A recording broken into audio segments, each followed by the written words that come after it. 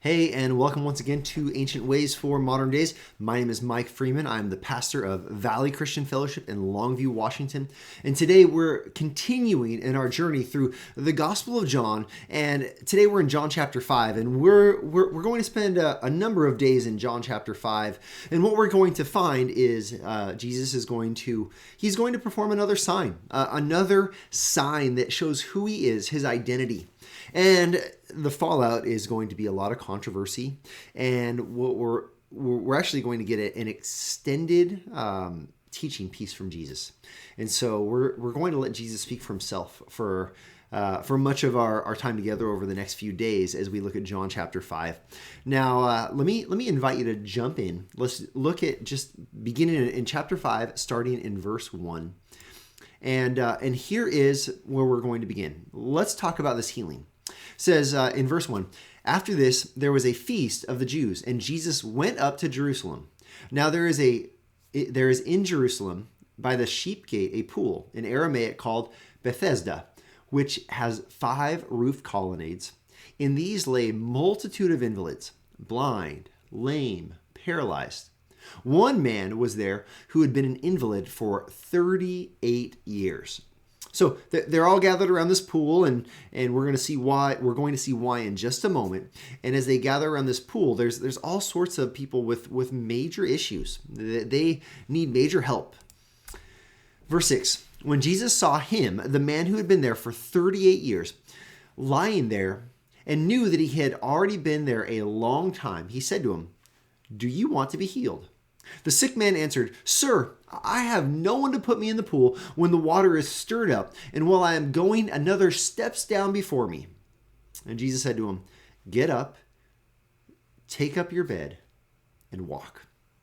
And we'll just time out for a minute because we might need to get our mind around some of this. So there was a belief that when this pool was stirred up, there was like an angelic being would come and stir up that pool, and the first one in could be healed. It was a common belief in that day. And so this man, he's invalid. He can't move. He can't get into the pool. He says, whenever there's an opportunity that potentially I could be healed, someone beats me, I have no hope. Jesus says, "Do you want to be healed?" And this man doesn't really even answer the question. He just says, I have no hope. There's no way I can be healed. This is the man's response. Well, Jesus turns to him. He says, "Get up, take up your bed, and walk." And at once, the man was healed. And he took up his bed, and he walked. Now, these are legs that have not moved for 38 years. This is not a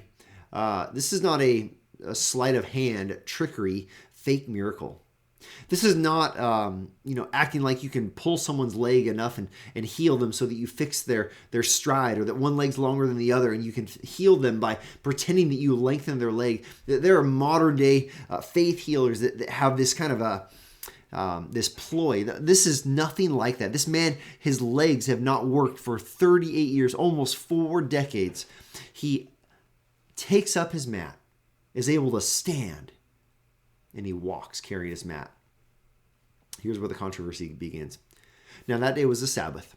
So the Jews, and this is really referring likely to religious leaders, not just the Jews in general, the Jews said to the man who had been healed, "It is the Sabbath, and it is not lawful for you to take up your bed." But he answered them, "The man who healed me, the man said to me, 'Take up your bed and walk.'" He's like, I was healed. I just was, I'm following the instructions. I'm just going along with it. I can walk, guys. Hey, guys, I'm not sure if you noticed, I can walk. That's not on their radar. He is violating Sabbath in their mind. He is violating man-made laws built on top of the scripture. They asked him, "Who is the man who said to you, 'Take up your bed and walk'?" Now the man who had been healed did not know who it was, for Jesus had withdrawn, as there was a crowd in the place. So Jesus withdrew because there was a crowd, and he's not looking to gain the favor of a crowd. He's not trying to draw a crowd, but he performs this sign. This sign, it's a miracle, but it's a sign that is meant to reveal who he is. What does this reveal? Well, it reveals that Jesus can heal someone who's lame, who cannot walk. It reveals that Jesus he governs over the Sabbath. He outranks the man-made ideas that are built upon the rules that the Jewish people have laid upon the Sabbath. In the Talmud, there's actually, this is laid out. Now, this was likely assembled about 200 BC, and so this is writing that reflects the laws, the kind of laws that were in the Jewish people's mind in Jesus' day. It might not have been written exactly like this, but let me just show you. Mishnah 2 says, the principal acts of labor prohibited on the Sabbath are 40 less 1. That is, right? That's what this means. So 40 less 1. So they list out 40 minus 1 acts that these are prohibited on the Sabbath. Now, I don't think I'm going to read all these, but look: sowing, plowing, reaping, building of sheaves, threshing, winnowing, fruit cleaning, grinding, sifting, kneading, baking, wool shearing, bleaching. Maybe I will read them all. There's just all these different activities. These were prohibited on the Sabbath. Keeps going. Separating 2 threads in a wrap or warp, tying a knot, untying a knot, sewing on with 2 stitches, tearing in order to sew together with 2 stitches, hunting deer, slaughtering the same, skinning them, salting them, preparing the hide, scraping off the hair. You get all of this. There's even writing that's prohibited. Well, let's keep going. Building, demolishing in order to rebuild, kindling, extinguishing fire, hammering, and here it is, transferring from one place into another. This is likely the law that the Jewish people had in their mind. The Jewish leaders, when they look at this man, they say, you are violating Sabbath. It's not that he's not keeping the Sabbath holy before God. He's not violating God's laws, but he is violating man-made laws that are laid upon the law of God. And this is what causes the controversy. Jesus is healing on the Sabbath. And so these Jewish people, they're so wrapped up in the careful law-keeping, man-made law, not God's law, that they fail to show compassion in any way. They miss the reality that a man who has been lame for 38 years he's now walking.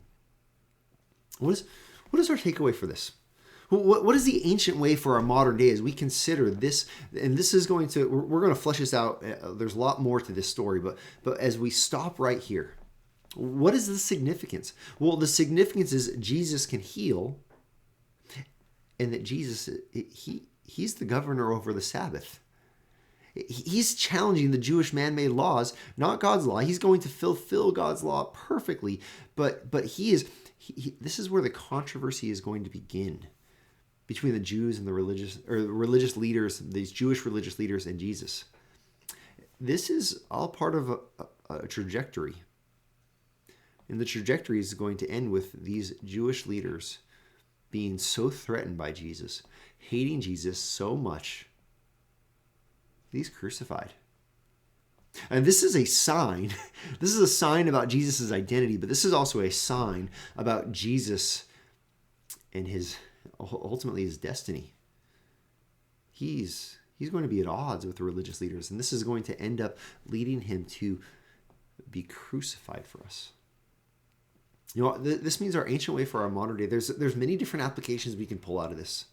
We can sit and think through what are the religious traditions or the religious laws that we follow that are not biblical. What are the places where we lay things on top of the Bible that aren't what God has actually instructed us? I think that's a worthwhile exercise. I think maybe some of us need to stop and say, well, what is God doing in this world? And should we be paying attention with compassion to what God is doing? Or should we be kind of like curmudgeons in the way we approach, like, oh, you're messing up, right? This makes me remember that we are called to be people of grace. The reality is we're called to be people that are holy. But sometimes when people are engaging with Jesus, their life is not clean. Their life is not fixed. They're going to be rough around the edges. They're going to break our expectations for behavior in church or behavior around us. Let's be careful. Let's be careful not to side with the religious leaders too quickly and be like, well, you're doing it wrong. Let's be careful to understand what God's doing in someone's life, even as we might say, well, let me help you figure out the right way to go about this. Now, a handful of different ancient ways for our modern day, but the ultimate one is to see that he's the one who heals, He is the Lord of the Sabbath, and that ultimately this is aiming Jesus at his crucifixion on our behalf. And this is our ancient way for our modern day.